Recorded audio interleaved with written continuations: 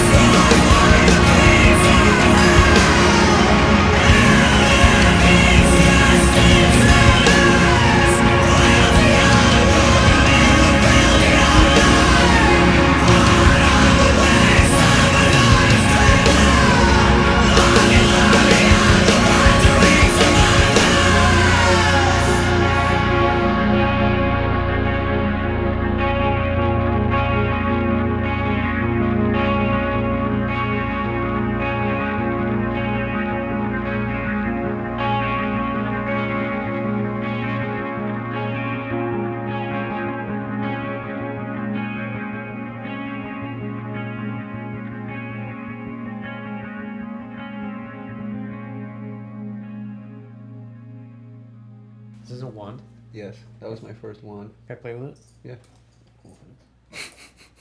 Just don't throw corn syrup on it. The white end is for invoking and the black end is for banishing. Oh, cool. What if you just like keep spinning it? Then what happens? Chaos! I just don't point the black end at me. No, it's all good. I would make that wand differently now. I wouldn't use a dowel. Oh. You know, that's just kind of sterile. Oh. It was an experiment. What would you use? A stick. I go outside and find a branch or a stick or some kind of oddly shaped thing that's natural. And how do you turn that into a wand? Besides just saying it's a wand. You could do that, or you could go through a whole consecration thing. I have my real one, but I consecrated it back in 2016, I think, and it's just wrapped up and away, and I use it. You know, that was my first experiment. How long is consecration good for? The rest of your life. Oh, okay. Yeah. I didn't know if it expired. Not that I know of. It might. I don't think so though. This is stupid. I don't know the best way to introduce it. We've known each other almost 30 years. Hello, my friends. What do you want to talk about? Hi, listeners. Well, what I was going to ask is, what made you decide to have the three of us together? I guess I would refine that because you and Byron have been working on lyrics together for, it hasn't stopped, right? It's been pretty much every album's. Pretty much. So it's a given that Byron would be involved. So I guess my question is, what made you decide to involve me? Well, we played together like a couple years ago on the last tours, and you came and you sat in, and everybody in the band was like, "That was so awesome. We should get Greg to play more." And I've been wanting to kind of like have a bigger band for a while, and I was just thinking like, man, I need to add a keyboardist, and I need to add like another guitar, and just thinking, because remember back in the day we had like 8 people, and after 2016, after Dan moved to California, then we were just a trio for a few years, and then just the Blasphemy tour was a quartet. But most Kayo Dot music really needs more people than that. So I've just been thinking a lot about how I wanted to have a bigger band, and just because we had played together recently and we talked about it, you're on my mind. And then I was making this metal record, and there was just some stuff that I can't sound like you, so I was just imagining things with your style. We did that electronic track where you played, and so it was just kind of in my mind. And then the whole way that the record turned into this kind of maudlin lineup thing was kind of an accident, just based on the circumstances, and it just turned out that way. But it was kind of like, sort of like a cosmic coincidence that, this thing's happening, and then you're like, wait a second, is this actually like perfect timing? Yeah, okay. Yeah. Well, that's kind of the way I sort of felt about it too, because I think I was explaining it too, that when the pandemic hit and we're all just kind of like sitting at home doing nothing, and I felt that you and I were texting a lot more. Yeah. During that time, which was cool. I was like, this is cool. This is, it made me feel a little bit more connected to other people, which is nice.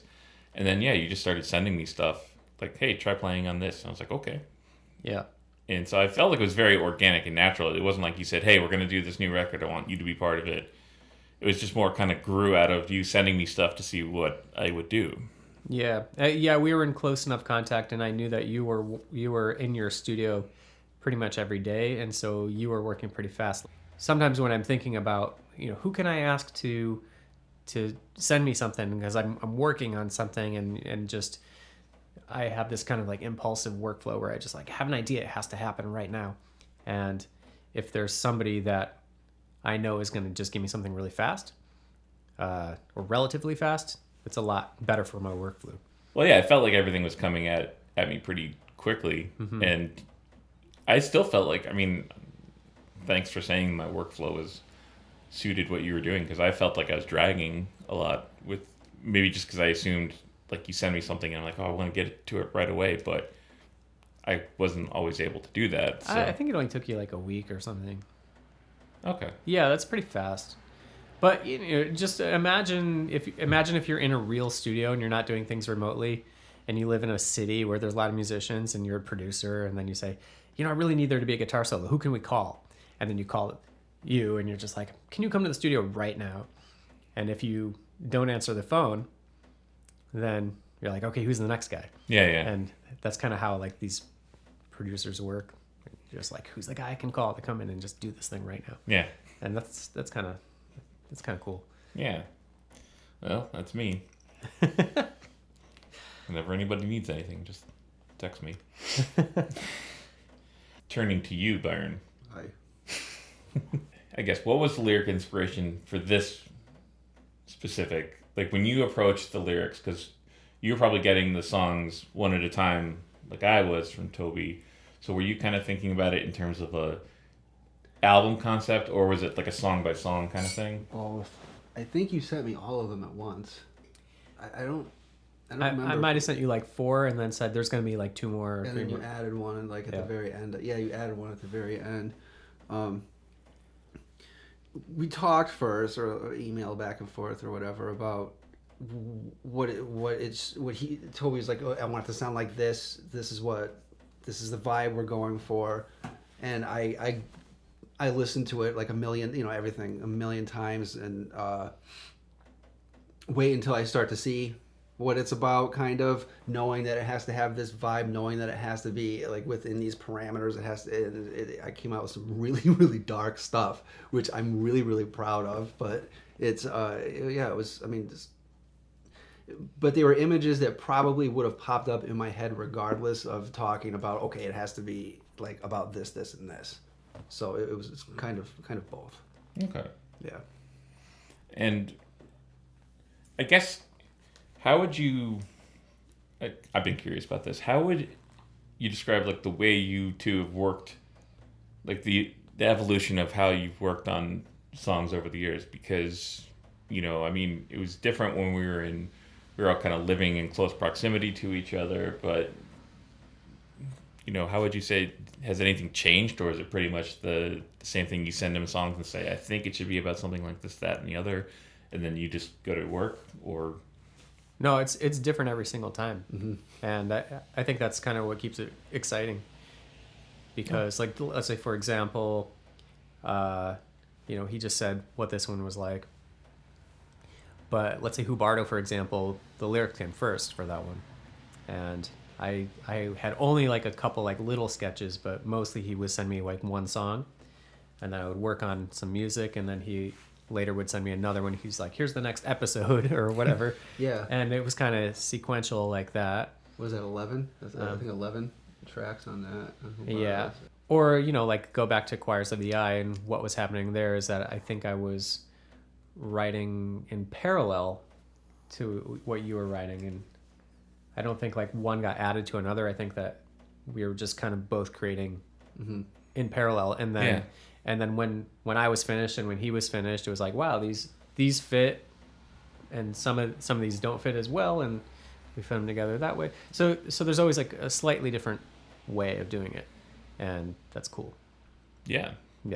The one thing that's different nowadays, which was new from Blasphemy and this one, that we never had before, was now that contact is between Byron and I is like a little bit more reliable, just because of text messaging and things are fast.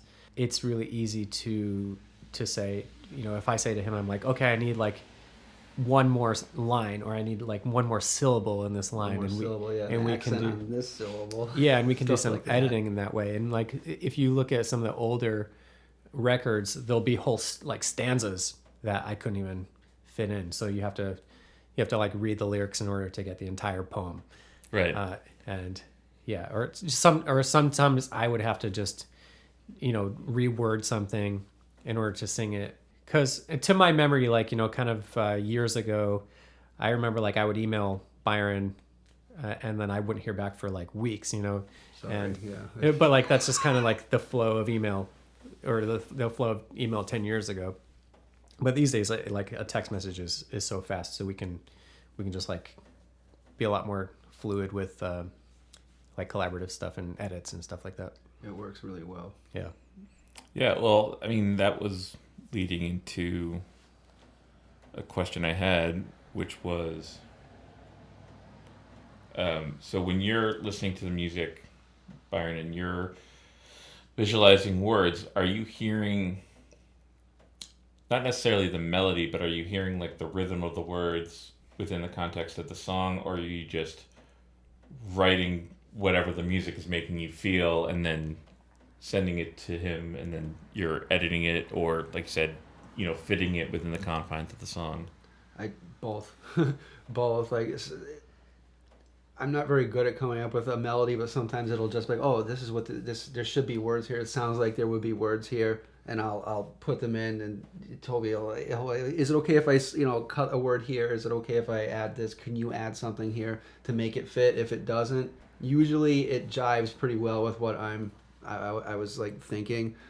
Sometimes a lot of the times actually, I'll just listen to the same song over and over again, and like one part of it will really get me going, and I'll write the whole thing based on like a whole poem based on 5 or 10 seconds of the song instead of the whole thing, and then I go back and restructure it and play with it and make it flow better for me. Like if you can read it and it's it makes sense and whatever, then chances are it's a go, and then I'll send it off.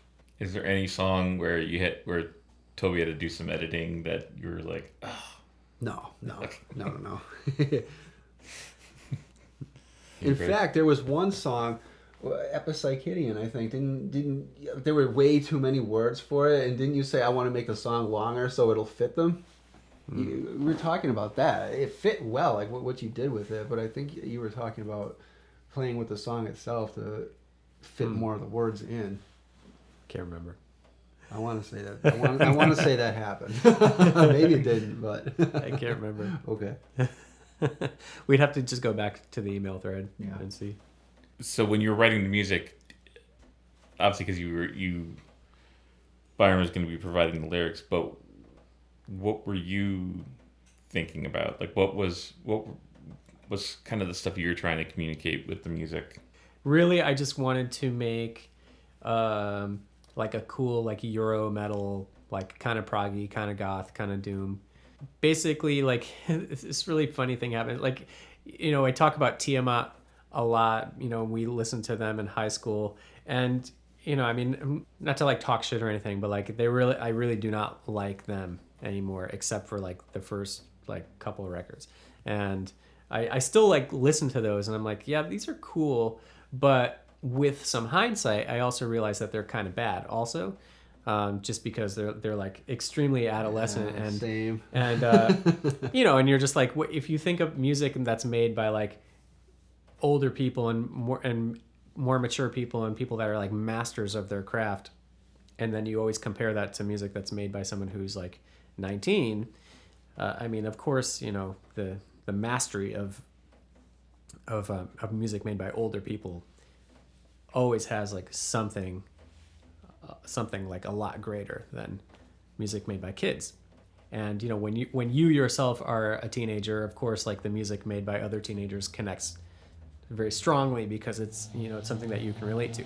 But yeah, imagine if you're like a 40-year-old man and you like listen to some kind of like metal that's made by a teenager. I mean, it's gonna sound like that to you, don't you think so? Like you'll hear that it's made by kids. Yeah. So anyway, like Tiamat in hindsight is like kind of like good. It's kind of good, but kind of bad. But it definitely has this like magical kind of like memory to it. So I was just thinking about how I keep going back and listening to them, and I keep looking for something in that music that's not there, and I keep checking out their later stuff, and I'm like, maybe this time I'll like it because there was some magic there in that writing at some point. So how could a musician lose that? I mean, how could any artist be so great, like The Cure or something like that, where they made such magical music and then just later it's just really, really bad? Like, how does that happen? And I think about that a lot. Then I go back and I listen to like later Tiamat. Maybe it's gonna be good. Or I go back and I listen to later Cure. maybe it's good, and maybe there's just something that I missed, and it's just not. It's just never good. I can't even like make it through a whole like 2 songs. So anyway, so I was just thinking about how that aesthetic is kind of like a powerful aesthetic that has a lot of potential, but you don't really see it done by older musicians who take themselves extremely seriously and who have like a whole lifetime of expertise. So I was just thinking, well, maybe I can make some kind of like style like that, but of course, you know, with all that kind of experience that I have, and make something that the type of thing that I'm looking for every time I go back and I listen to those records, and I'm trying to find this thing that's not there. So I just kind of want to make that myself. I mean, I have like a whole history of making music that is like that too, where there's something that I'm missing in other music, and I just say, well, I just need this music to exist. So what's the best solution? Just make it. Yeah.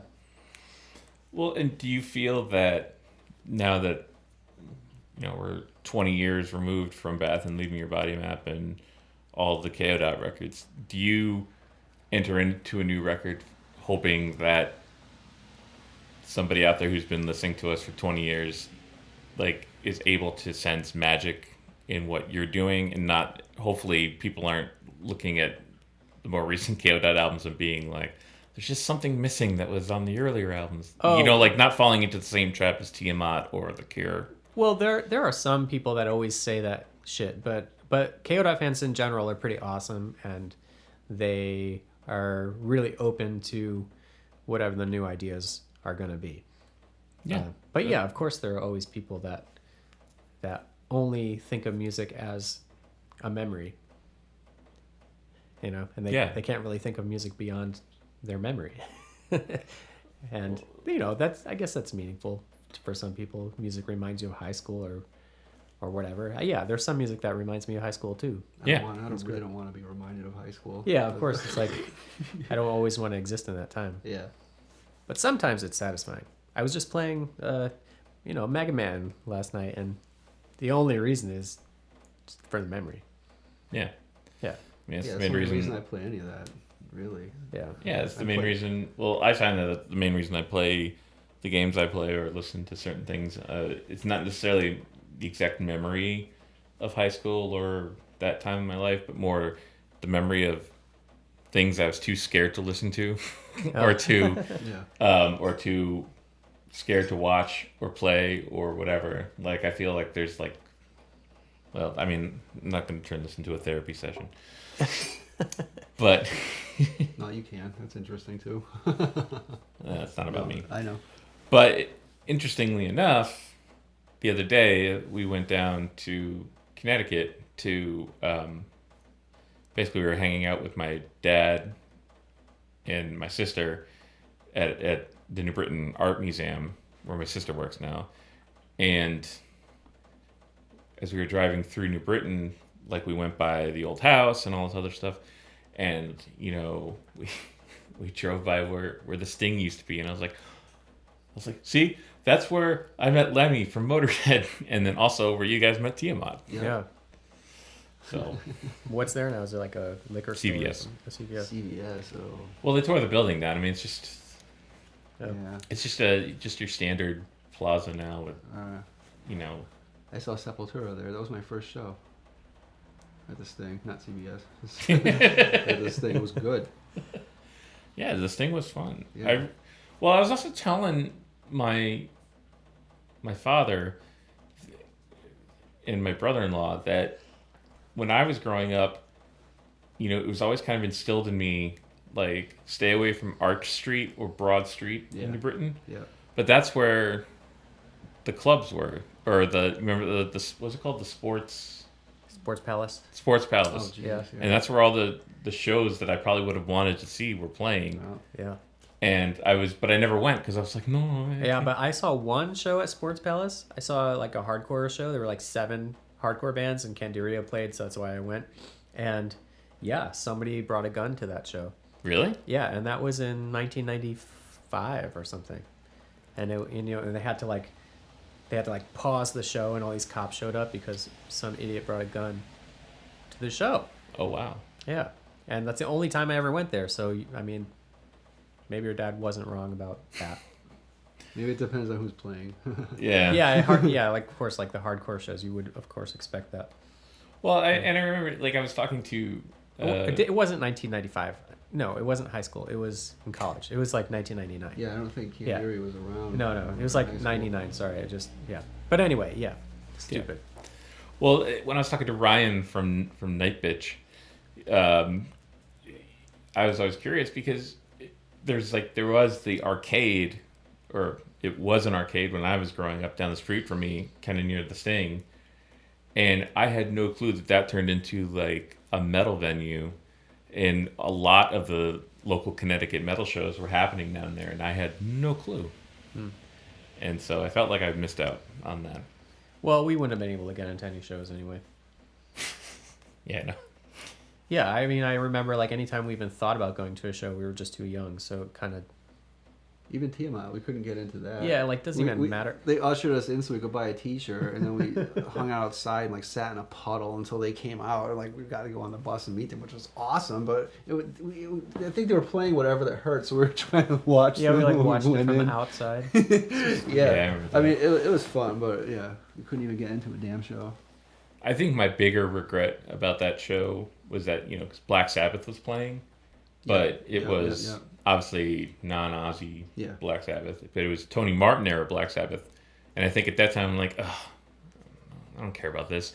But now I really love Tony Martin era Black Sabbath, and so I would have jumped at the chance to meet him. Yeah. Also, Tony Iommi, like, when would you ever get a chance now to meet Tony Iommi, like, in such close quarters? Yeah. Anyway. Yeah, and I also remember like that show was pretty empty. Was it? Mm-hmm. Yeah. Oh, wow. Mm-hmm. Yeah, it was like not that many people. I would say maybe like 50 people were there. Maybe everybody was waiting for Motorhead. Tiamat was just opening for them. Yeah, maybe people didn't show up yet. Yeah. Because it was actually light out when we were there. Yeah. So kind of like almost the daytime. Yeah, I feel like Motorhead probably would have been the bigger draw of that show at that time. But yeah, that's amazing. Like thinking about all the like European bands that never will come over here again, because at some point in the late 90s, they tried one tour and like 20 people would come. Like I remember I saw My Dying Bride at the LNG Club, and there was like 20 to 30 people. They'll never come here again. The Tiamat, like there was probably 50 people. They'll never come here again. Yeah. Remember we went to the Gathering in New York? Yeah. And like there must have been 80 people at that show. So In they'll New never York, come here. Yeah, that's no good. Yeah, so Well, you know they what I did mean. come around again. They did come out of it? Yeah. Oh. Yeah, the Gathering, they did a tour with Agalloch and November's Doom. Oh, really? Oh. Yeah, they played in Boston. I saw them at the Middle East downstairs, and it was more people than the one in New York. Oh. But again, that New York show, there's still something kind of cool and magical about that show, too. No, that's really cool. I'm just saying, like, the European bands that like do really, really well over there, like no one cares. I remember I did that tour over there with Solstafir, and they were playing like 1,000 capacity venues over there, and then Ron told me that he saw Solstafir in New York City, in Brooklyn, and they played this venue, and there was like 10 people or something. Like I don't know, he said something like that. So that difference is just kind of amazing. Yeah. You wouldn't blame those bands for not coming here. Yeah, no. Yeah. Well, it's funny because we were driving back. We drove by the exit for New London, Connecticut, and Julie's like, "What's in New London, Connecticut?" And I was like, "Oh, the LNG Club." It's the only thing I knew. I don't know anything there. Like, I don't know what else is there. Well, that can segue into... So it's the 20th anniversary of Bath and Leaving Your Body Map. I was wondering if you had any recollections of that time period, Of course. Well, in the writing process, because that... It's all a blur. The writing process? Yeah, just I know, but, for the people listening, like, talking about how that all came together, because, I don't know, I thought it was a cool... Huh. Well, the writing process, I mean, a lot of those songs were from demos from years before. And some of those songs had been demoed twice before we re-recorded them for that record. Like the one called The Curve That To An Angle Turned. That had been demoed in 3 different versions before it became that version that's on the record. So... What about Bizarre Flowers? Bizarre Flowers, yeah, that was recorded twice I remember before. hearing that years and years before. Yeah. It became Riseth he the numberless. Yeah. So, yeah, it's interesting to say the writing process, because it wasn't just like, let's write for an album. It was like years of demos. That's why there's 2 records, because Right. there's so many songs. Well, and that's what I meant by the writing process, because I felt, because it was cleaning out like all the really good stuff from those demos, Yeah. and then adding like a few things here and there. Right. Yeah. It was an amalgamation of just years of stuff. And then stuff got added. Well, I remember the recording process. We, instead of doing, many consecutive days, we would go do a 2-day session or a 3-day session, and then take rough mixes home, and then write more parts to add to it. Then come back several months later, add those new parts, get rough mixes, go home, write more stuff, come back several months later. Do you remember? Yeah. It was like that. And so we had a lot of time at home to kind of come up with extra keyboard parts and horn parts and stuff like that. Because the maudlin stuff that is the demos, especially when it's just the 3 of us, if you go back and you listen to them, it's just guitar and drums and are there any vocals? Like, a lot of time there's not even vocals on them. It's just riffs and drums and some keyboards. Yeah. And the band wasn't really like a band with horns, and it wasn't really that until later. And remember, we had Jason Bittner play trumpet on one demo, but that was the kind of, and I played clarinet on a couple, but that was like the extent of the horns. And that stuff didn't really become part of the universe in a big way until Taryn was there, in my memory. Yeah. Yeah. Yeah. Yeah, because he was able to expand upon it and arrange it, and Yeah, and he could play so many different horns, Right. so he could orchestrate it. yeah. Yeah. But yeah, like, original maudlin is just riffs and keyboards. Right? Yeah, Yeah. pretty much. Yeah. Yeah. I came up with pretty much all my lyrical contribution, because Toby wrote a lot of words and I wrote probably like half and half, something like that. Yeah. I came up with all my stuff at once for that, so I wasn't just, I didn't collect anything. I just was like, okay, I have to, and I don't even remember if I wrote words to the song specifically then, or I just came up with a bunch of words. I think I did, but I don't really remember. But I came up with all that at once. It was all right. I think that you specifically, Okay. I remember you were like, this is this song specific. Okay. All right. Yeah. I remember practicing. Yeah, because I did some vocals on that album. And I remember I didn't have anywhere to practice, like, my screeching and all that at in our apartment. So I went into the Forest Hill Cemetery across the street in the car, and I would sit there and just like yell. And then some cop came up behind me one time, and it was like tapping on my window. I was like, "What are you doing?" I was like, I showed him my lyric sheet. I'm like, I'm just practicing. And I was like listening to a rough mix on the car stereo, and he was like, he let me go. He was like, "Oh, that's okay. Have fun." I was like, "All right, thanks. Thank you, sir." I remember that. It was like the middle of the night. I was parked in the Forest Hill Cemetery screaming. Well, one of my fondest memories is that because we do those mapping sessions in our apartment, you remember, and we would sit there and we started doing that because of King Diamond, right? Didn't you? Because one of you had mentioned that during Abigail that King Diamond was recording, and they realized, like, right as they were mixing, that they forgot to add one guitar part that they wanted, so he had to quickly just kind of do it there because the guitar players weren't there, and so just so they would get it in there. And so for future records, he would map out the songs and map out each of the parts that we put in. So that I think I didn't that know was my recollection. Wow, I don't remember that at all. Oh.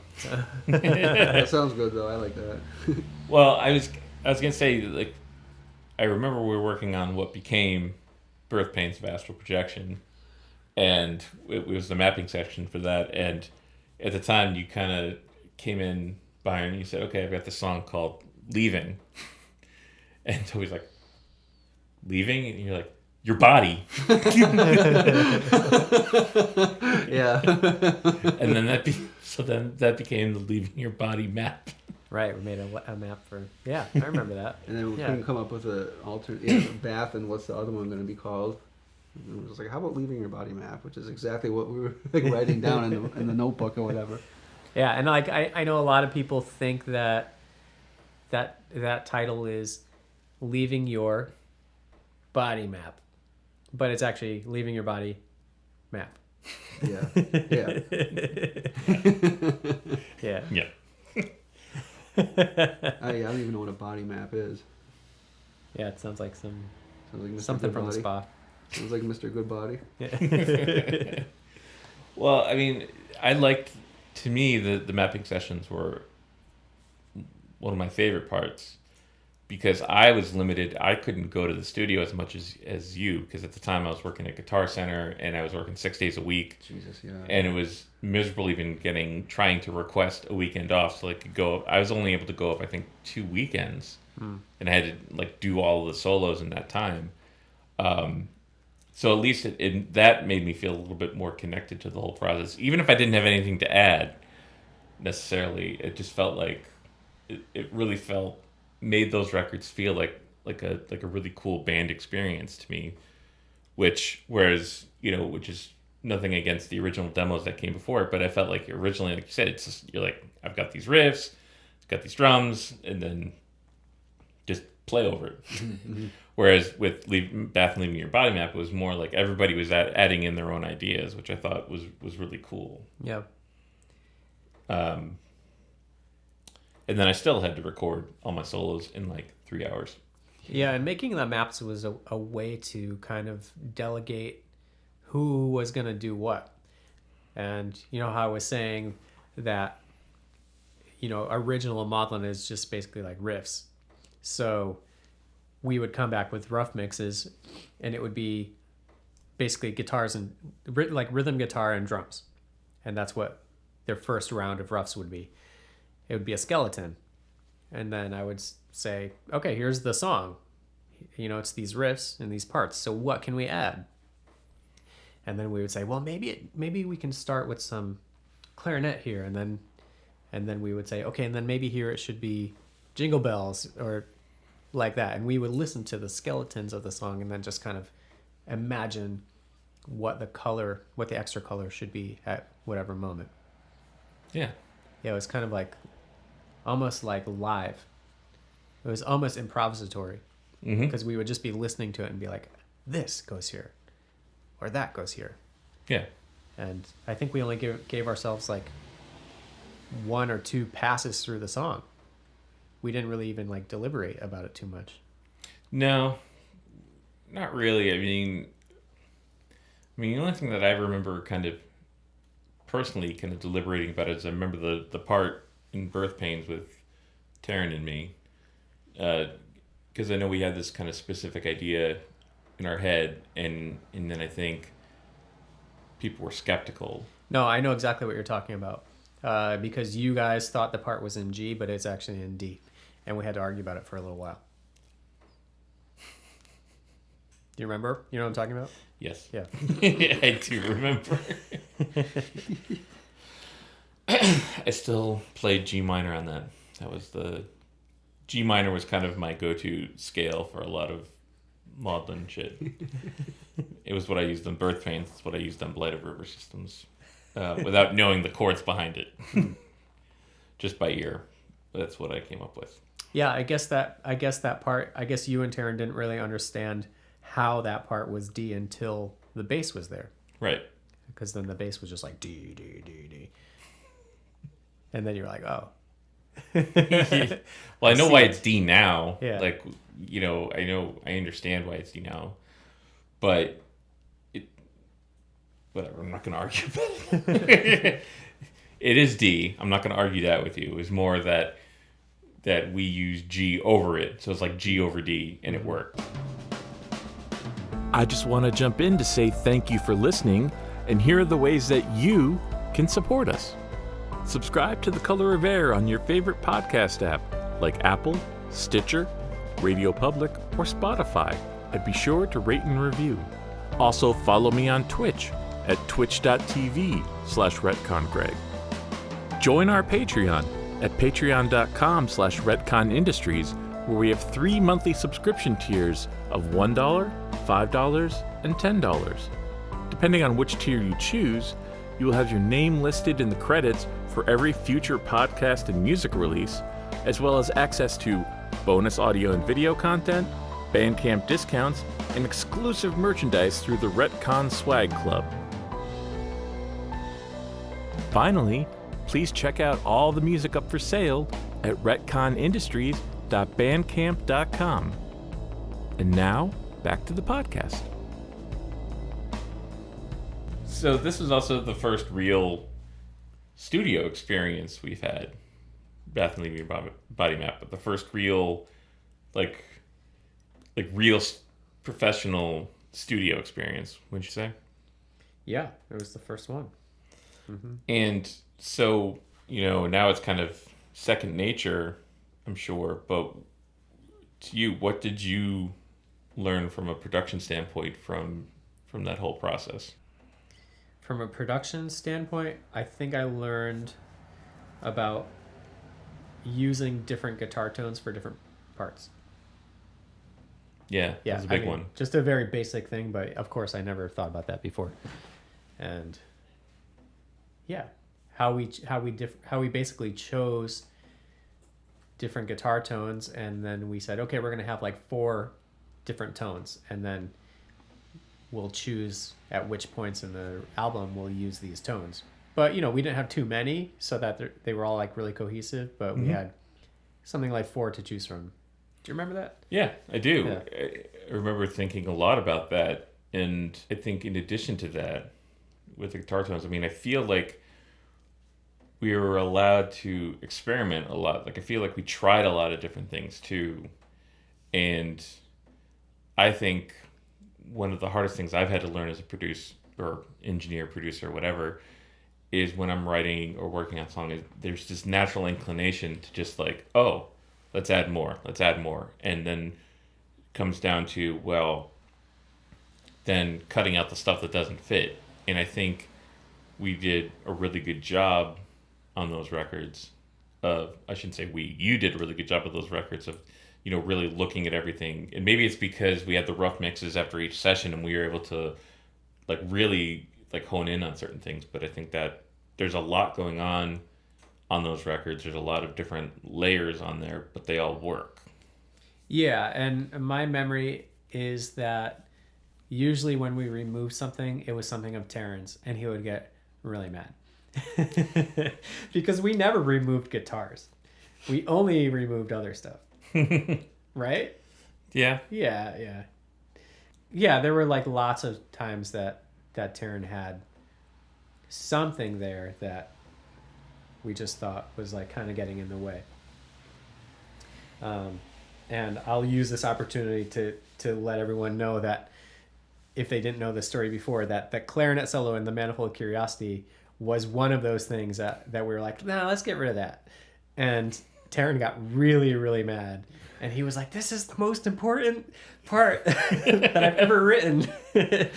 And he convinced us to keep it. And now anytime you read comments about that song, people are like, the clarinet solo in The Manifold Curiosity is like one of the greatest moments in music ever written. It's like, damn, that was like really close to not being there. So. Oh, I remember that argument. Yeah. Very vividly. Yeah, he was really mad. But yeah, there was some stuff in Maudlin the Well that we took out that he was mad about. I can't remember what specifically though.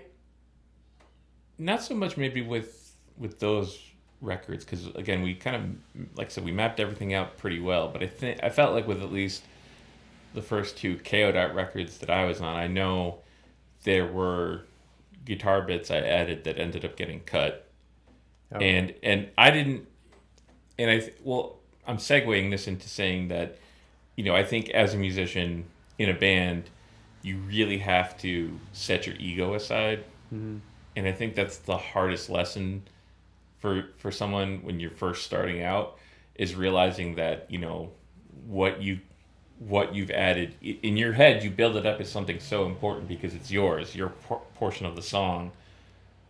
You want to feel like you're contributing and that you're tying the song together or something like that, and then realizing that no, your part really isn't doing that. and it's hard.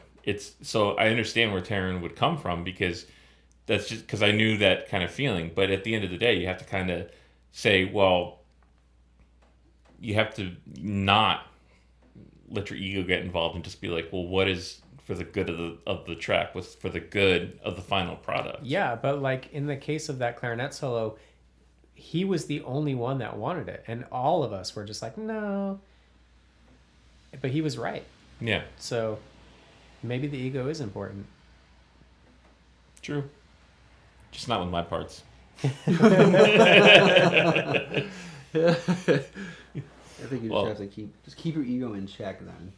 Yeah. Understand that. Yeah. Yeah. Choose the hill you want to die on. Yeah. Yeah. And Terrence Hill is that clarinet solo. Right. He acquiesced about other things. Yeah. Grudgingly, it sounds like, but. Yeah.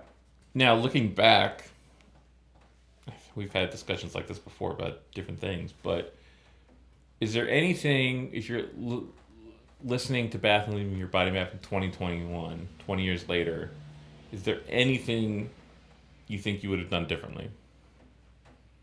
Or, but knowing what you know now, is there anything that, Yeah, I would have had Byron write all the lyrics. Really? Yeah. Okay. I thought your lyrics were good too. Oh, well, that's cool. Thank you, but... Well, I always felt I felt like we always had two strong lyricists. I felt like each of your lyrical styles is different, but I thought they complemented each other very well. I do too. Yeah, maybe, but if you're asking, if you're asking me what I would do differently, that's what I would do. Okay. Yeah. Okay. Yeah. Well, I also wanted to, give you a little affirmation there. Thanks. A little pat on the back. I appreciate that. No, they're fine. Like we went halvesies on Birth Pains, Yeah. and that worked out really well. Like that's awesome. Yeah, the that's song cool. kind of changes halfway through. As soon as I'm done, it's just like the whole vibe, everything changes, and then the words change, even the style of the words. So that I always love the way that kind of flowed. Yeah, that's cool. Yeah.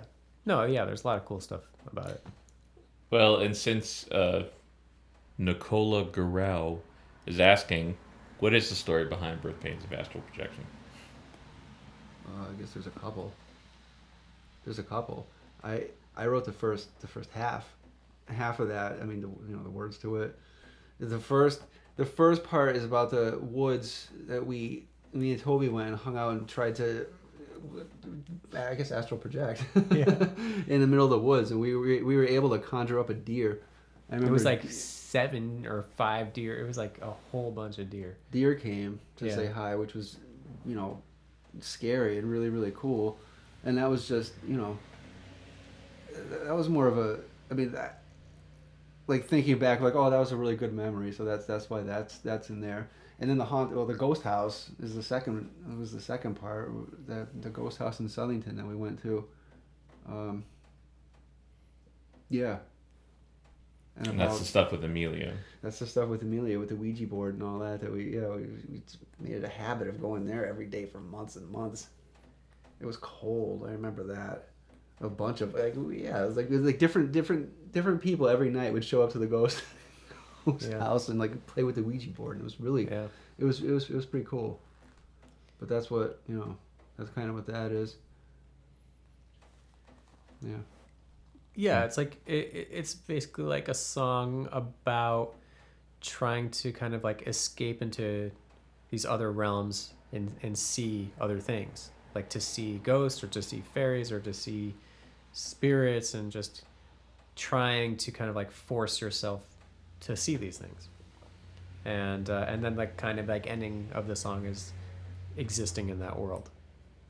So on the subject of astral projection, because I feel like a lot of people ask about this and make a big thing about like the dream stuff that went into the creation of like the interludes and such.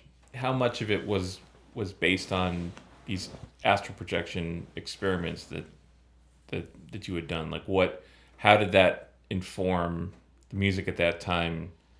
And do you feel that it kind of really just kind of lent itself to that, and you haven't really gone back to that method of writing in a while? Well, yeah, I mean, I don't think I ever wrote like a metal riff in a dream.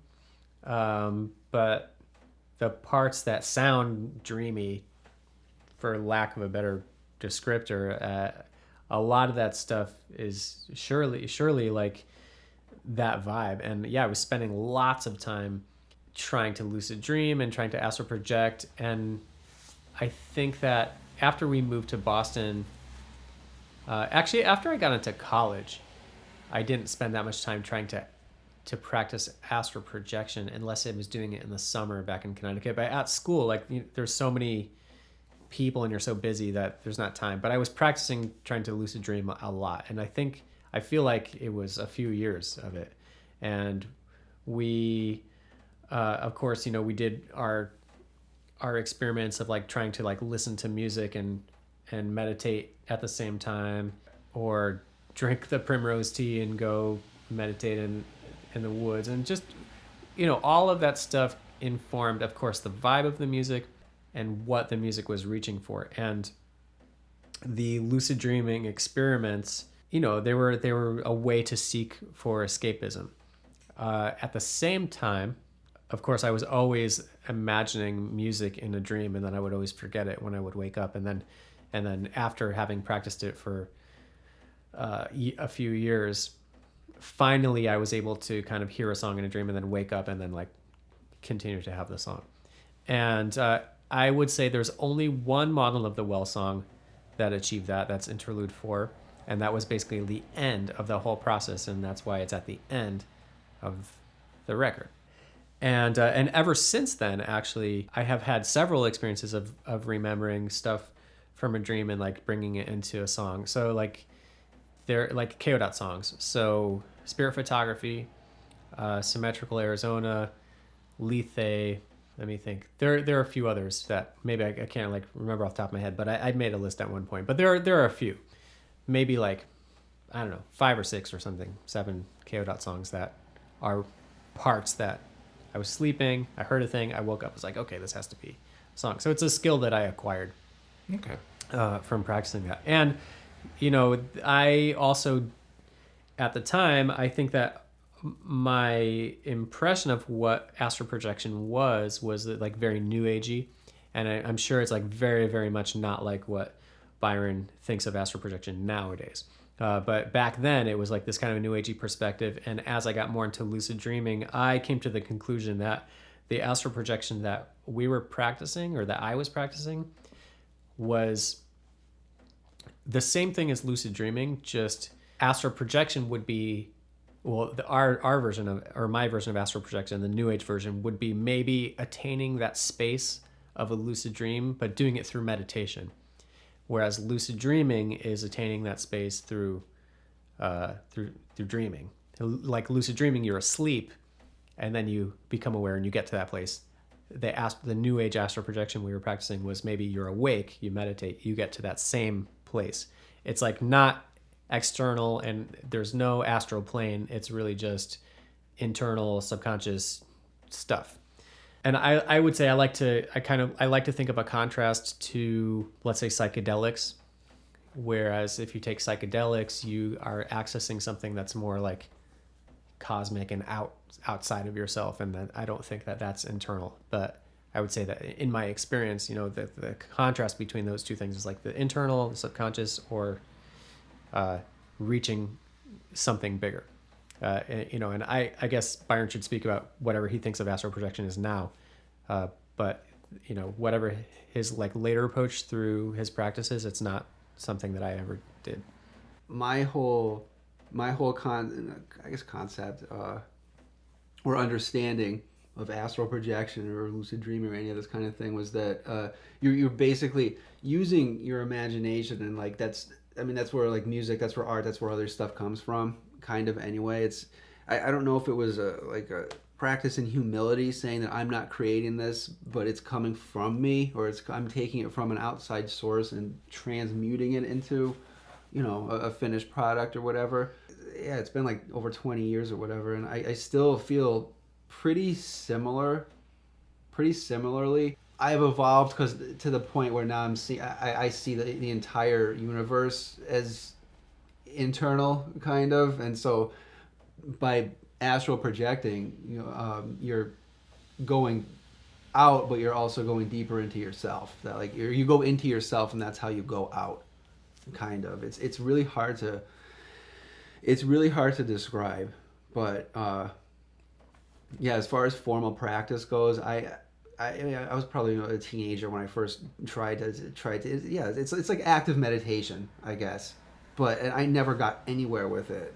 Like through dreams a couple of times I got close, I think, but it wasn't until now I'm in my early 40s, and like you hear like, oh, that's when your third eye opens naturally and that sort of thing.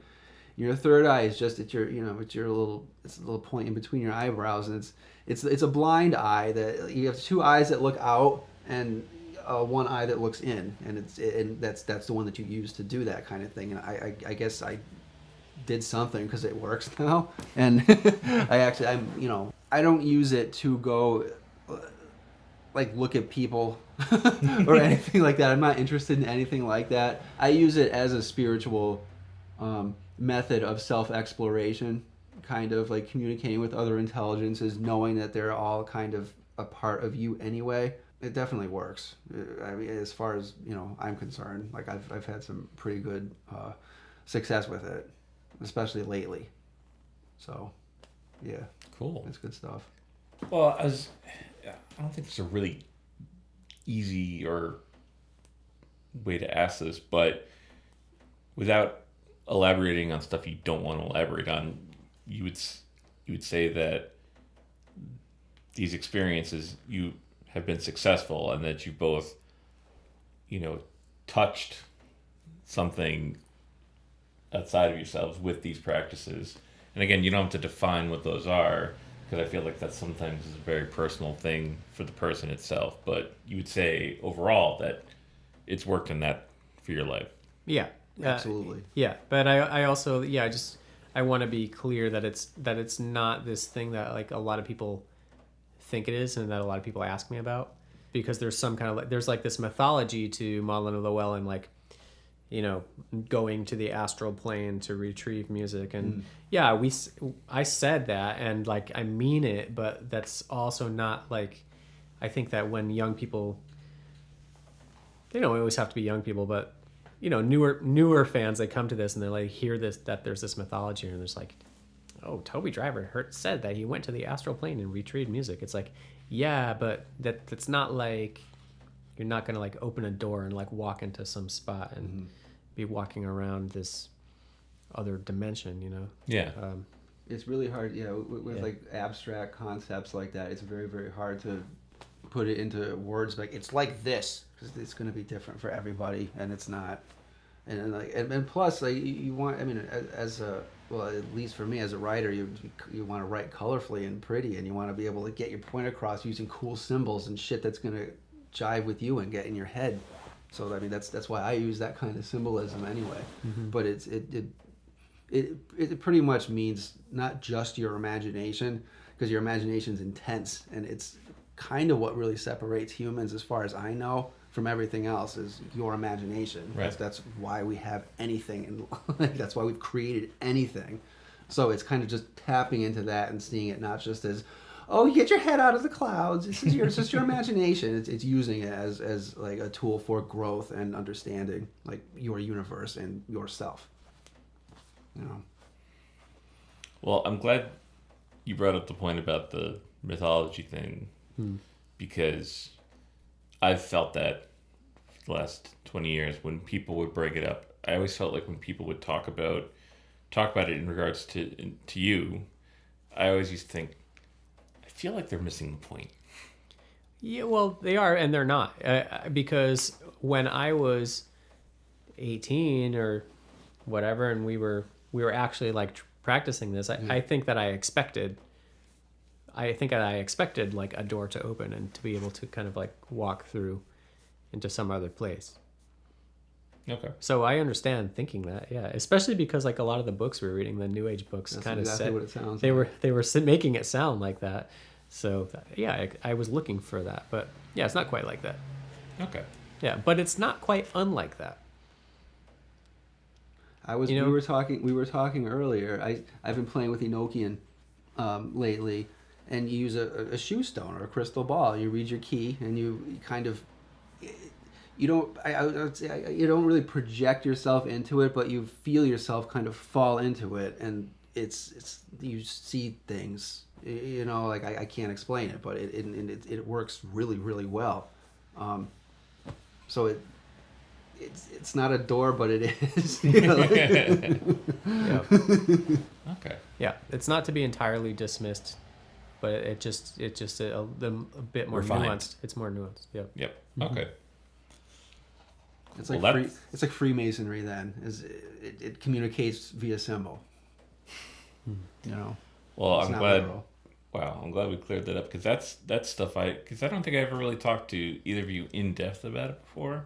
Because I was always, I don't want to say skeptical, but at least I was always more like, that's cool, I guess. But I don't know if my brain could comprehend that kind of stuff at that age. You know, I feel like I developed a little bit slower than the rest than the rest of you in terms of like that. But but it was cool.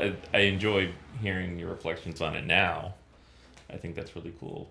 We can also talk about the fact that it's, in addition to the 20th anniversary of Bath and Leaving Your Body Map, it's technically going to be the 25th anniversary of the formation of Maudlin of the Well in December. Yeah. So, I mean, yeah, I don't even know how to say, like, what are your thoughts on the formation or recollections or, you know, because I can start with mine, so maybe that'll, because I remember the genesis being that we just graduated high school. We just graduated high school, and the intention or the sense that I got was we were all kind of like going to different places. We were all going to be doing different things. Not me. I didn't go. I didn't go to college. I didn't do shit. But you did different things. Yeah, okay. Doesn't necessarily mean. No, I know.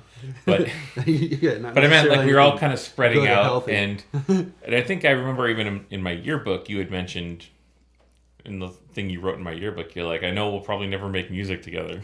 Really? Yeah, Cheers.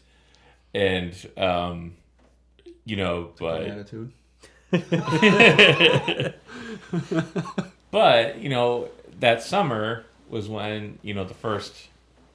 I don't want to. I know it's not technically the first Maudlin Well song, but the first song that I was involved with, "Beauty," that we did that, and I remember recording recording the different solos and such in my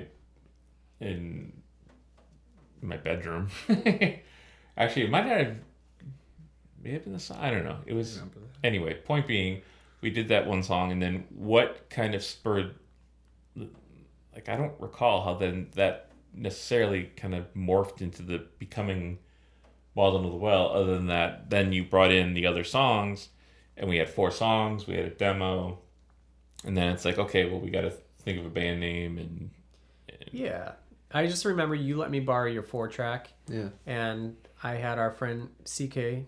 I had his drums, Yeah. and so since you let me borrow that, I guess I must have borrowed your guitar amp too.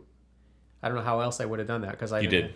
Yeah, so I borrowed stuff from you guys, and we made one song, and I guess shortly before that, Byron and I had made a song, and that was probably a few months before that, and it was like a drum machine and keyboard, and then he did vocals. It was like death vocals, and that one we never really called it Maudlin of the Well, but that was kind of like the first one that we did. Yeah.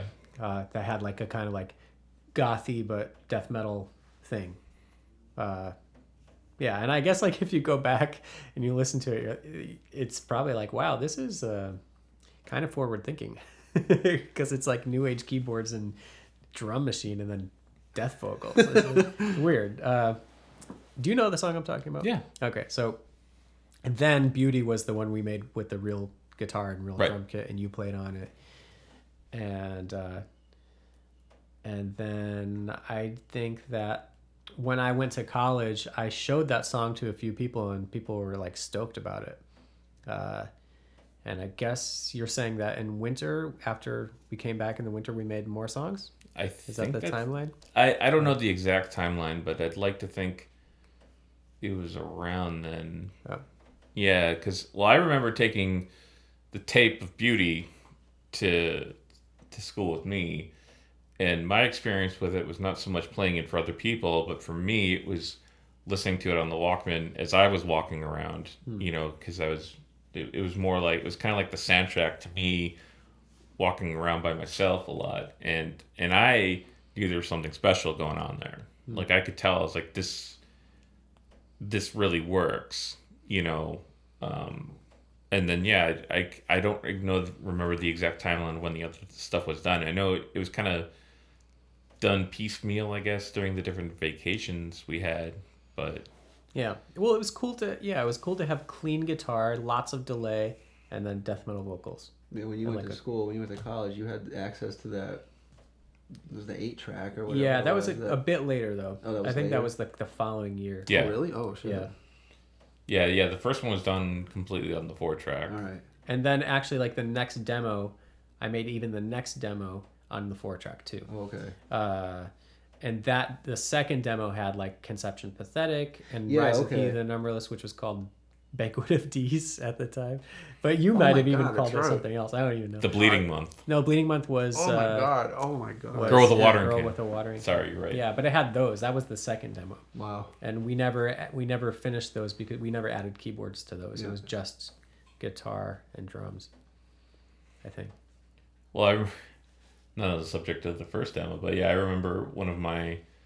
for a while, I tried a different AOL Instant Messenger handle, and I called myself Bleed Month for a little while.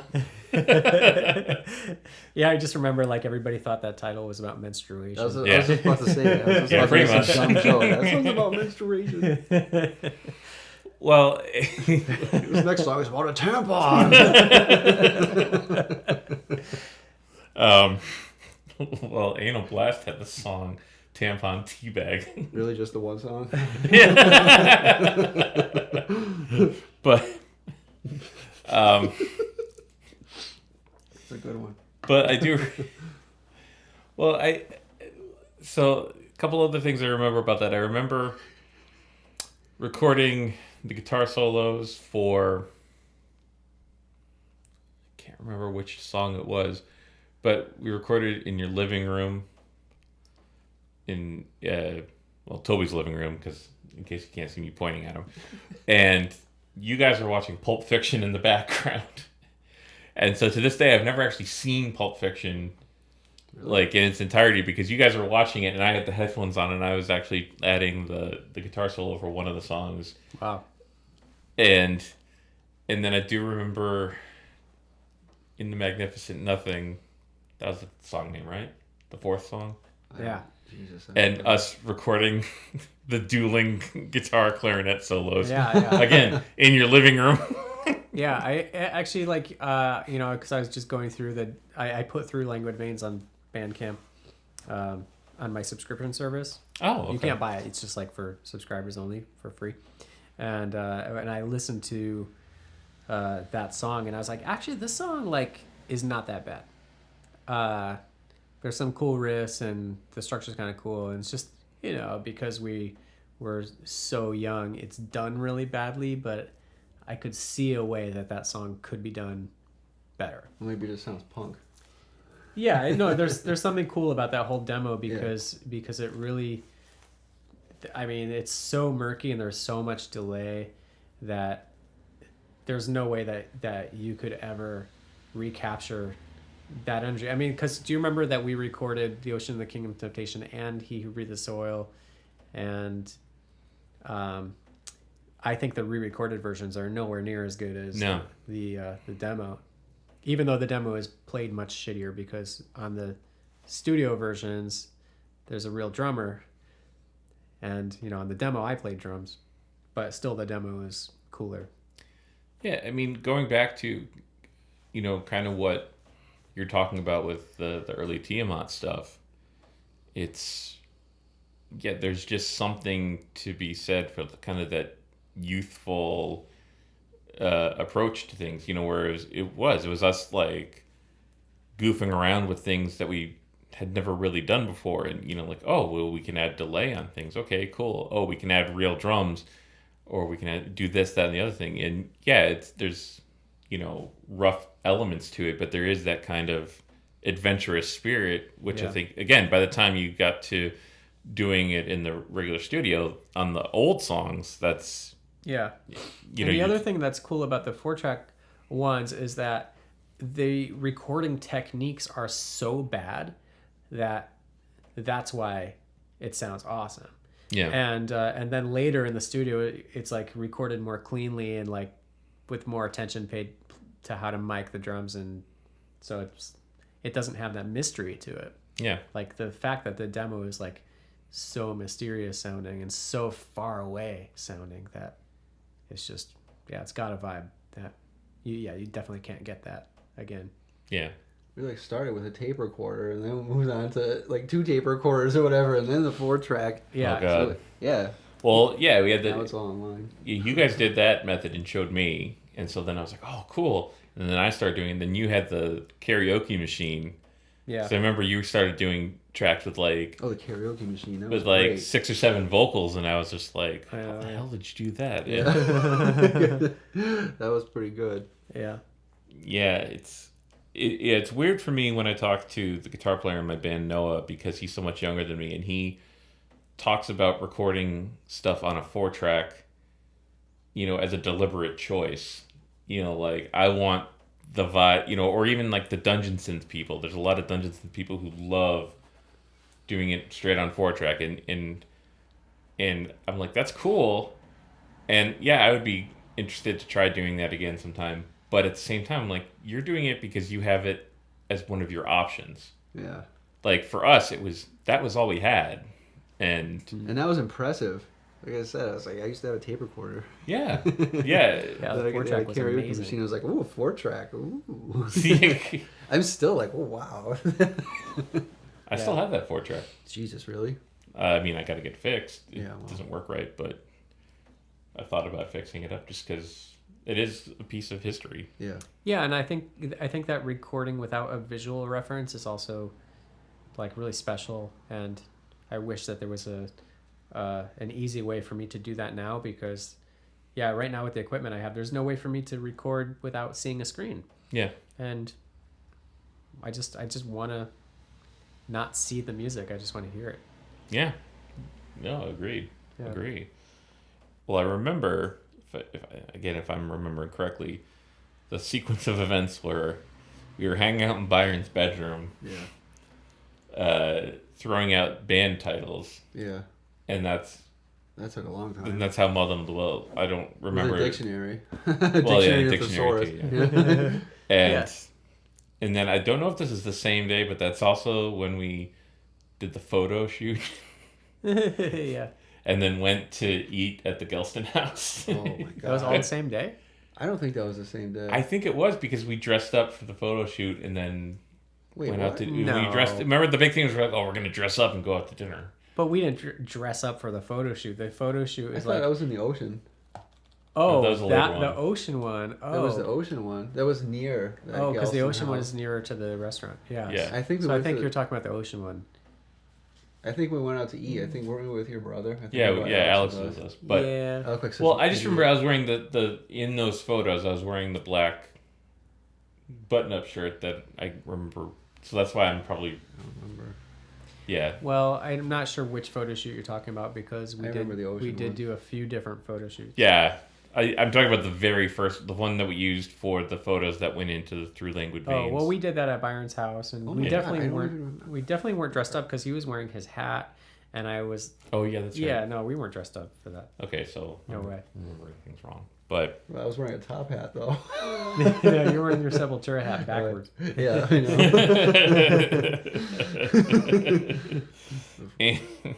Before it got set on fire.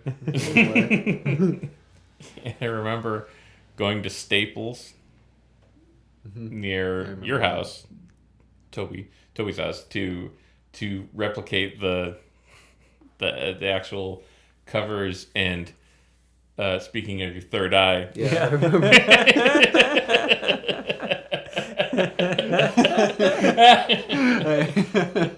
I still think about that sometimes. Yeah, did you scan the artwork in for? I did. Yeah, it's there. So yeah, if you don't already subscribe to Toby on Bandcamp, you should do that now so you can take a listen and look at that. Look at that. His Ajna chakra was activated. Yeah. Yeah, I cut out an eye Yep. on my eye, a copy of it, and then I put it. And I remember you asked me, like, are you sure this is a good idea? Does this look good? I was like, yeah, man, it looks awesome. Let's But like do you it. could see the edges. 10,000 copies, dude. It looks great. You know? Again, it was without Photoshop, you know. Like again, that it's Yeah, this was before. No, it's super funny. yeah. Yeah. No, it's I still love having I still have my copy somewhere and Isn't the cover those train tracks? yeah Yeah, okay. yeah again it was just Yeah, and I remember that. I got really bad poison ivy there. but it was fun. It was just a fun experience, like Yeah. putting that all together, and like I really felt really excited like doing that, you know, and I remember being so proud to have the cassette, the finished cassette, and then I think just like I have something I can give someone. We made like I don't know 20 copies. I mailed out like 30. Really? Okay, so Yeah. there's more than that. Okay. Yeah, because I was on like the doom metal IRC channel, Yep. and I when we finished I was like, hey, anybody that wants one, send me your address, and yeah, I got like 30 people. That's awesome. Yeah. Wonder what happened to all those. Well, like some of them are still part of our life, like damn. I'm gonna get this wrong, but there are some people that were on that list that are still around. Right. Definitely. Yeah. No, I just meant like I wonder if they still have that in their collection. Oh. Or I would be shocked if I'd be curious actually to see if someone ever found one and like put it up for sale on eBay, how much they would get for it. Yeah, I know. That would be interesting to know.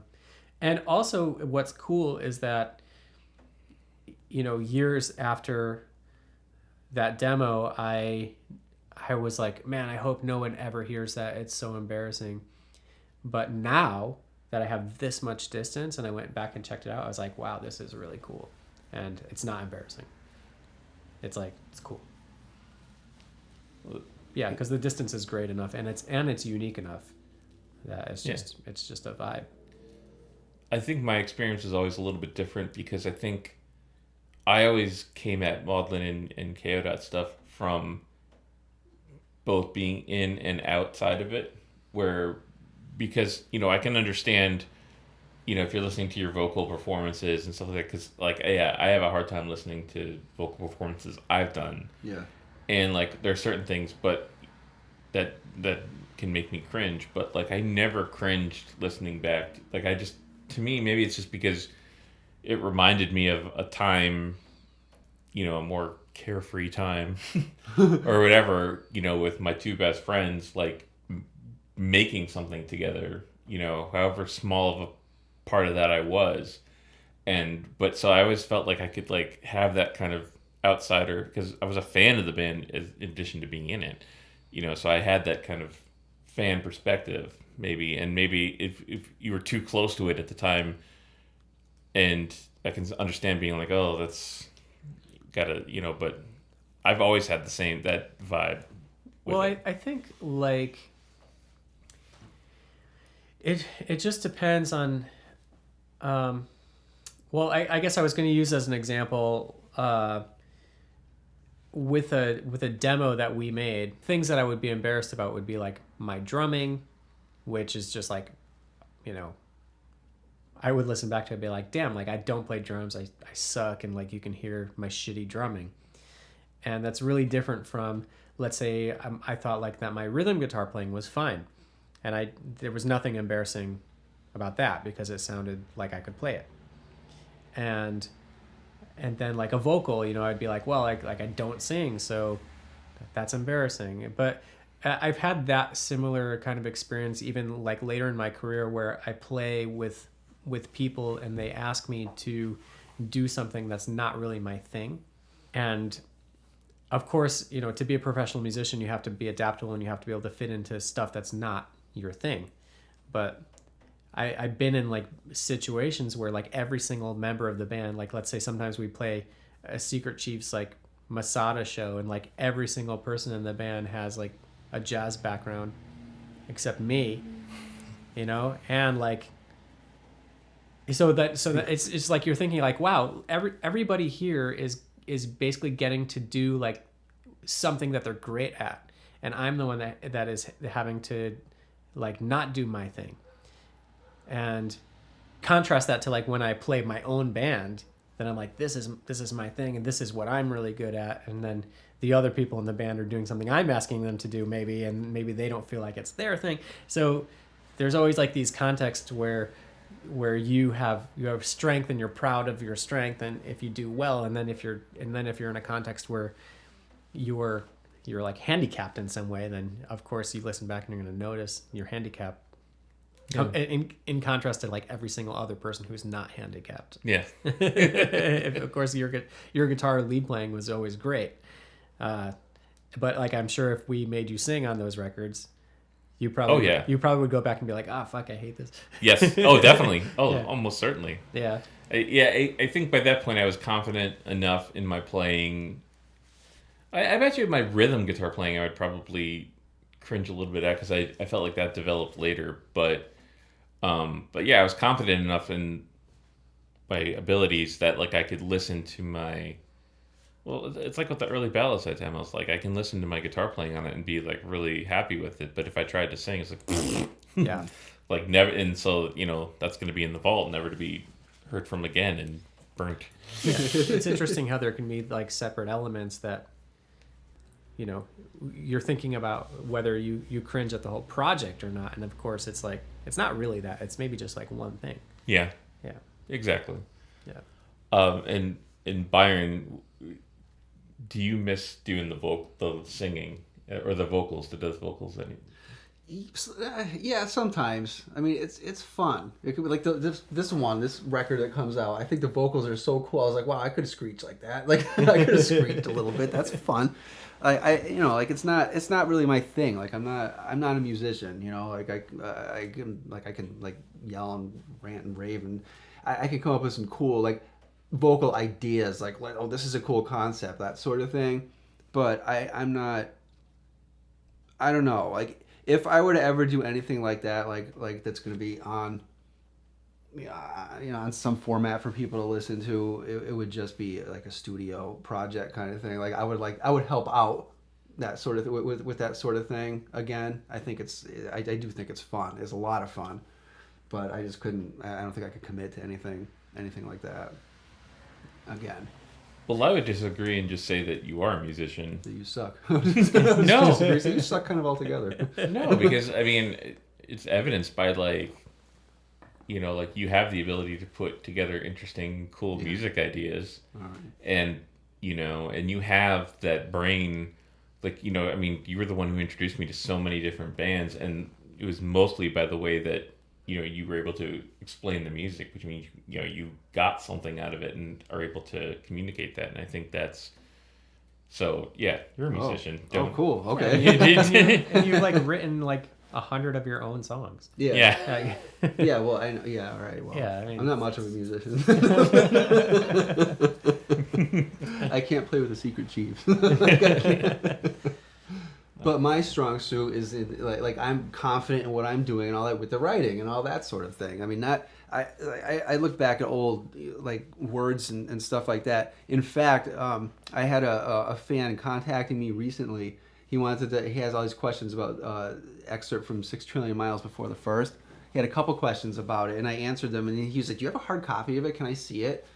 And I found it. It was the copy that you used for your school project. And I was about to scan it and send it to him, and I skimmed through some of it, and I was like, "This is awful." So like I understand my mindset when I was like I'm gonna write this cool thing, and it was I knew what it was supposed to be back when I was 18 or 19 or whatever when I wrote it. But I wrote back to this kid and I was like, yeah, no, you're not seeing this. But I'm rewriting it now.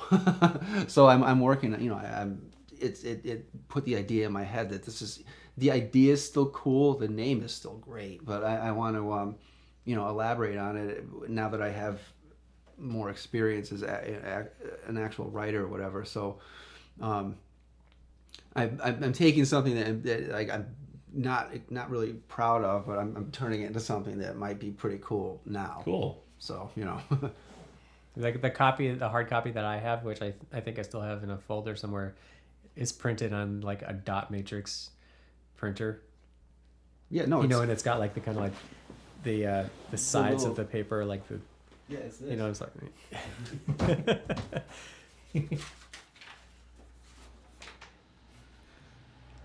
No, I think mine is like. This is the one you said you got stuck in the rain when you were walking home. Wait, let me see. You're like, I'm sorry, is this your only copy? And I was like, yes. Oh my god. And it was I found that. I remember you gave it to me years and years ago. Oh, okay, right. You were walking home in the rain. Don't read it. Please. But I am rewriting it. I wonder if I have. I wonder what I'm thinking of. I don't know. But I remember having that printer too with the dots on the side. Yeah. Well, so these were a couple fan questions about Maudlin of the Well. So this is from Louis Loera. Louis Loera. What are some of the most important things you all learned from each other as a band, or anything you might have taken a bigger interest in later in life? Okay, well, I don't know. I'm sorry. That's all right. I can answer this. Oh. For instance, so I think from Byron, I definitely learned about, well, I got spoiled more for lyrics, because I think coming into the music I was listening to in high school, you were so instrumental in introducing me to all the cool stuff, and then also like pointing out like when the lyrics are good and what and also like reading your stuff, like I felt like after anything we worked on, like I was just like it made me really nervous of my own lyric writing, because it's just like I have this like image in my head. I'm like, no, this is what lyrics are. Oh, and it's your stuff. I've got. Oh, thank you. You know what I mean? So I think that worked the shit out of me. That was an important thing for me, and it informs a lot of what I mean. I can listen to bands with shitty lyrics. I mean, I listen to plenty of them. Yeah.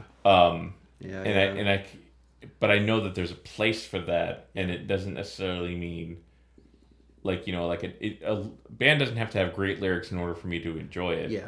But when they do have great lyrics in addition to great music, it makes it that much better in my eyes. And then from you, Toby, I learned a lot about, like I said, guitar tones, experimenting with different guitar tones, because when we started out, I was just used to just going full bore all the time. Just like crank the distortion up and that's what I want. Loud, obnoxious. But, you introduced me to subtlety, or putting subtlety in some of the guitar stuff. Alternate tunings, big thing for me. Now, it's a huge part of what I do now. But at the time, I didn't experiment much with them other than drop D. So you being able to show me how you could interact or like change those around and get different effects on the guitar really inspired me. And the other big one for me is I felt like just you made me understand more about what my approach to guitar actually is, because I think that one of the biggest, I don't want to say issues, but one of the biggest things that would happen when you would show me a part to play live would be, oh, you're hitting the strings too hard, you're playing it too aggressively, you need to quiet down. And at the time I'm like, oh dude, fuck you, and like this is just the way I play. But then learning how I can listen to your guitar playing, and I know in general your approach to guitar, you have a softer touch than I do, and that specifically helps bring out music in a different way than me doing the like super heavy handed kind of stuff.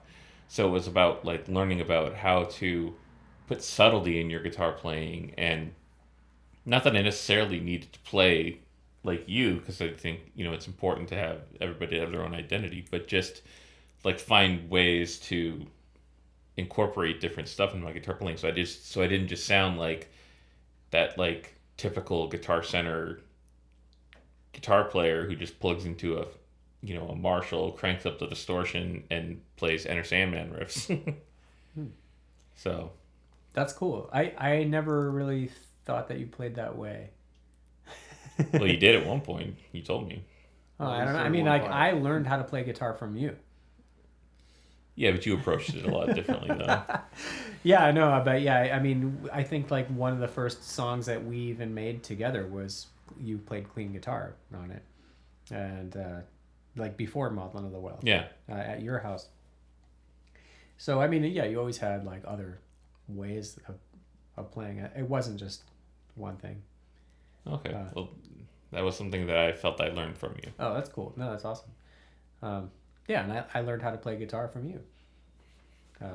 Yeah. So, yeah, I guess I agree about the lyrical thing that you're saying with Byron, is that, having a very high standard about words from the beginning. Yeah. Yeah. But also, yeah, through Byron, I kind of especially discovered a lot of music that became my main aesthetic. Just like this whole thing about like combining heavy music with like new agey stuff. I mean, I think I probably like discovered all of that just because of Byron, and I'm not really sure like what the first example of that was, but it was just like, as soon as you hear metal and then there's like a keyboard, it's like, wow, that's cool. Yeah. Oh yeah. I'm sure it came from something you liked, but I can't remember what the first example would have been. I have no idea. But yeah, the whole reason that we were like going to the bookstore and like trying to find new age music and stuff like that was a lot of because of his taste that he kind of like showed me. Yeah. And then just trying to kind of like expand that and try to find like how much farther it could go. Yeah.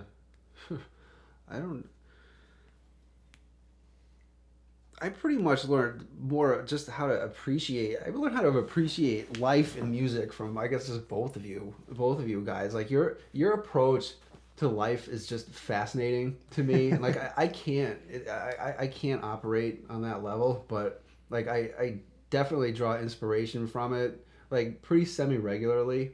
I think just like your approach to music and art and how to create things and what you do with it. Like I've definitely applied that to my writing, not in writing music, but in writing, it's like what would Toby do? Like I definitely think awesome. more about thinking outside of the box, kind of. The same with you, like your approach, and you're really into like all the stuff that you do. You're really into. I'm talking to Greg. everything that you write. Everything that you put out there. I mean, you're it all sounds really, really good. I mean, I I mean, it's different than what I do. Like you guys both write music, I write the words, but I still like. I mean, it's like I'm trying to raise my own standards and that sort of thing because I see both of you in the way that you are progressing and have been progressing, and I was like, well, I have to do the same thing. Like I can't just flounder and write the same stupid shit for like 20 years or whatever. Yeah.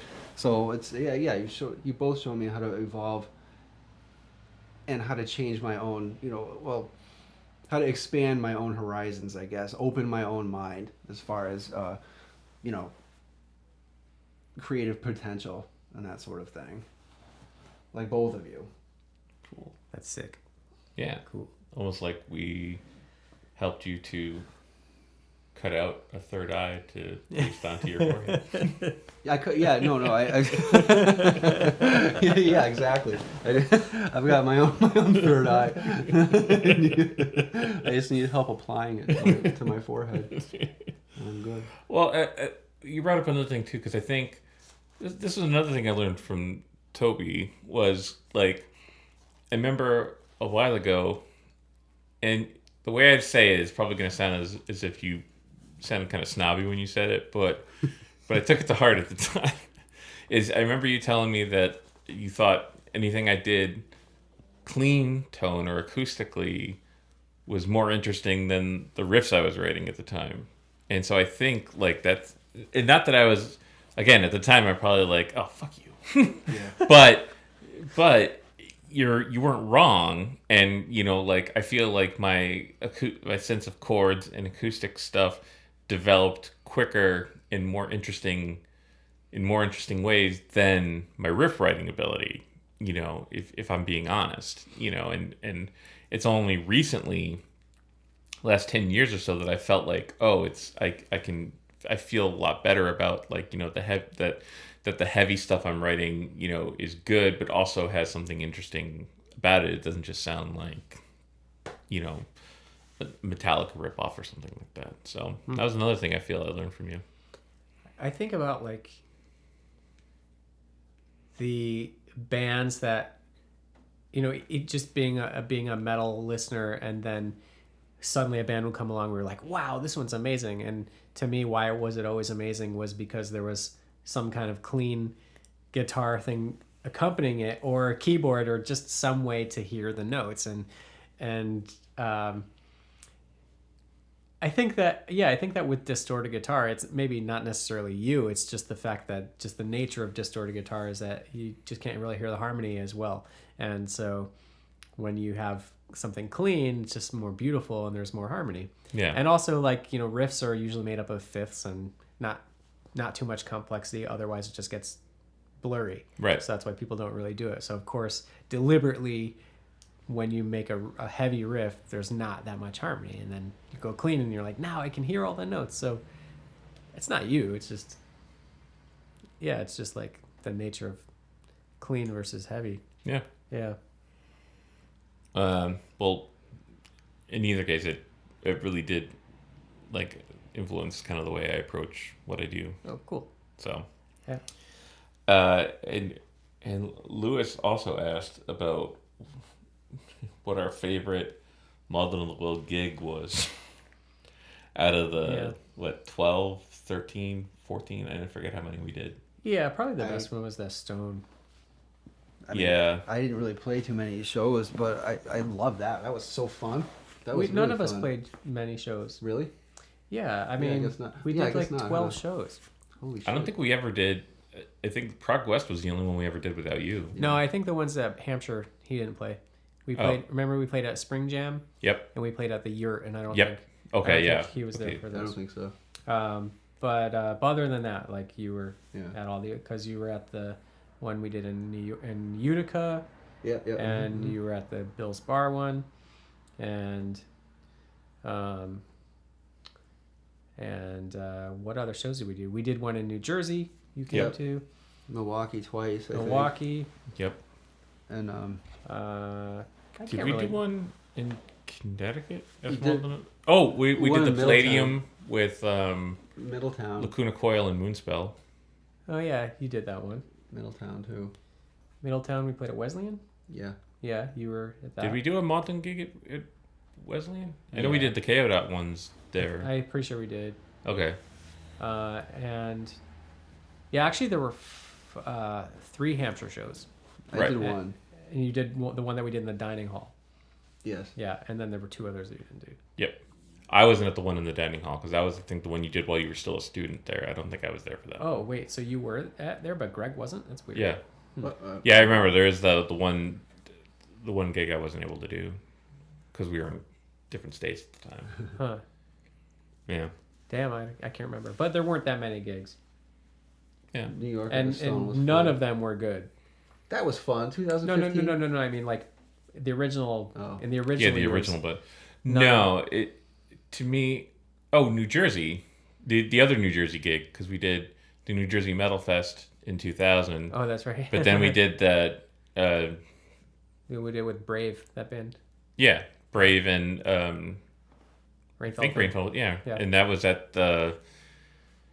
I forget the name of that club in Clifton. I think it's called Dingbats now, with a Z. But yeah, I remember that show was...